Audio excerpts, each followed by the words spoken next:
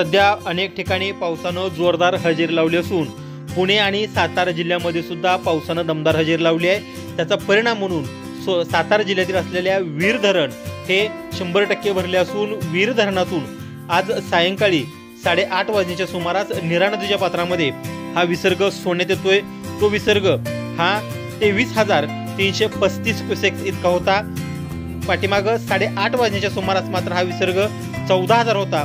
मात्र नंतर हा विसर्ग वाढत आला असून तो 23,335 क्युसेक्स झाला आहे। नीरा नदीतून सोडलेले जे पाणी आहे ते संगम मार्गे भीमा नदी पात्रामध्ये मिसळते, त्यामुळे भीमा नदीच्या नदीकाठ शेतकऱ्यांसाठी ही महत्त्वाची सूचना आहे, खबरदारीची सूचना आहे। त्यामुळे भीमा नदीची पाणी पातळी वाढू शकते।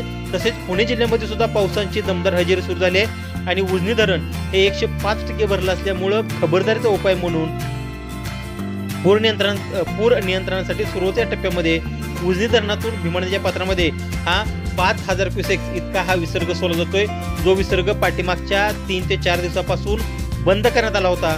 मात्र पूर नियंत्रणासाठी उजनी धरणातून हा 5,000 क्युसेक्सचा विसर्ग हा भीमा नदीच्या पात्रामध्ये सोडला जातोय।